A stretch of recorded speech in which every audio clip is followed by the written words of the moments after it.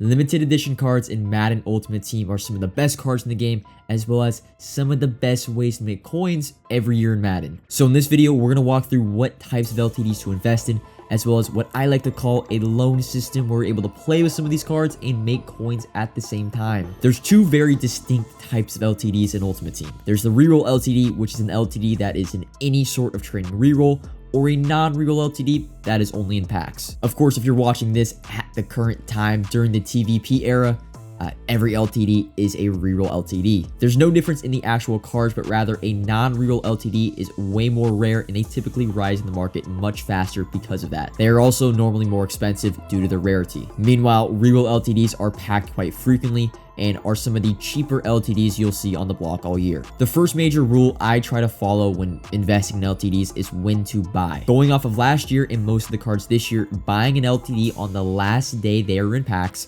sometime in the evening or at night, is usually when the card is at its cheapest. This won't always be true, but for the most part, cards on day one have a crazy high demand and then gradually lose hype as the 48 hours pass by. Whenever you look at investing in an LTD, there are a bunch of varying factors that go into making an investment better or worse. Those would be their price, what position they play, what theme teams do they have, or even if the card is simply a good card or a bad card. The most important factor in whether I like an investment or not is the position the card is in. This is because the only way LTDs actually go down in price once they are out of packs is due to EA releasing a player that is equal to or better than them at the same position. So it's important that we target LTDs that are in very unique positions or a spot where if another card were to come out, like a corner, your corner investment would be okay because most people use at least 3 corners on their team. Some of the best positions to invest in are also offensive linemen because they rarely get replaced by another card at their position frequently. While running backs and quarterbacks get cards every week, how often do you see multiple high-rated right tackles dropped on back-to-back days? Our first example we're going to bring up in this video is Forrest Gregg. His low price was around 500,000 coins to 480k Sunday evening, the last day he was in packs. After rising from 480k to 550k in the first 12 hours of him being out of packs, something you will notice on almost every LTD, a 12-hour rise right after removal is due probably to the fact that the highest demand is still there, but he also is out of packs. Forrest then settled around 550 to 600 midweek, before reaching 750k plus at the moment. Some factors when looking at Forrest Gregg are: 1, he's a right tackle, a very rare position. Legend theme team, which in my opinion is the best theme team. Price wise, he was a little bit under 500,000, which is pretty affordable for an LTD. He also had some really good discounted abilities, being post up and edge protector. And I think also the most important thing, other than position, he was the highest rated right tackle by a few overalls. He also still is on my team and is part of that loan system I like to use with LTDs if I want to afford these super expensive players. Because let's be honest, spending 500,000 coins on an offensive lineman isn't the smartest thing to do with your coins. But if you have the funds around and want to maybe try out an expensive LTD, not just talking about Forrest Gregg, as long as you buy at the right time, you can use that card in your team and profit anywhere from 25k to 100k, even if you only hold the card for 2 to 3 days. Some other examples of the loan system I've used is an LTD Clay Matthews, which I picked up for 694k. I used him over the weekend in Mutt Champs and sold him in the middle of the week for 970k. 200k profit, and I got to use one of the best pass rushers in the game at the current time. At this moment, I'm doing the exact same thing with DK Metcalf, who I bought for 781k. My plans are to use him this weekend and sell him off once I'm done with my weekend league games. It's the opposite of buying a champion or a non-LTD who depreciates in value after you buy him, and you end up getting killed by tax and a loss of coins when you go to sell that card back. So treat yourself to some of the best cards in the game, buy at the right time, and have fun with really just an overly priced MUT card. Back to the details on LTD investing, taking a look at every LTD drop this year, except for one card being Ricky Williams, again, a running back. Every single LTD this year at one point has been profitable by more than 50,000 coins if you bought them on their average low and sold at their peak. And if I'm being honest, that stat is skewed because Jalen Hurts and Chance Warmack barely went up while the others have pretty significantly risen. Some of the best risers this year have been Brandon Scherf, who went from 525k all the way up to over 900,000 right now. You have Jordan Whitehead, who went from 430k to 700k plus, and Jari Evans, who bottomed out at around 850k, and he is now over the 1.5 million mark. You'll notice in that is 2 non-reroll LTDs, being Jordan Whitehead and Jari Evans, and 1 reroll LTD.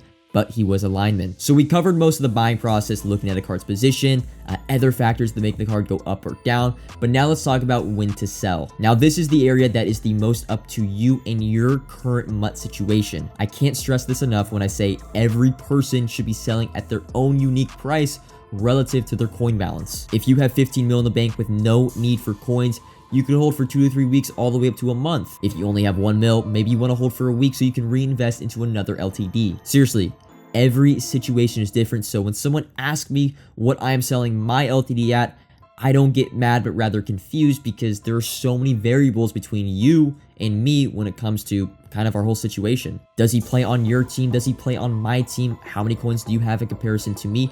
Are you going to be home over the weekend, or are you going to be gone? There are so many different factors, and of course, there are times when there are hard cutoff dates. Like, for example, you might want to sell right tackle Forrest Gregg because Team Diamonds are dropping next week. Or maybe you want to sell the kicker Justin Tucker because there might be a 90 overall, 91 kicker in Team Diamonds. What I like to do with my investments when it comes to selling them off is set a price in my head. For example, if I were to buy an LTD for 500K, I like to make usually at least 75K on the investment.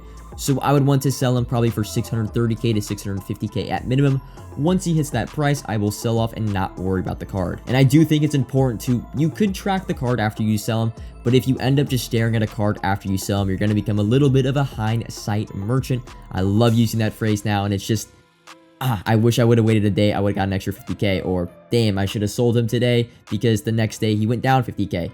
Once you get your price, be comfortable with selling them and move on to the next investment. To wrap up this video, I'm going to talk about Nolan Cromwell, the current LTD in rerolls. 91 overall, strong safety, 91 speed to match DK Metcalf as the fastest card in the game. Legend theme team. Overall, this is a top 3 to 5 card in all of Ultimate Team right now.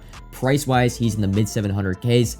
I'm looking to target him under 725, under 715, sometime Sunday evening. I will look to pick him up as part of a loan investment. I do want him as part of my team.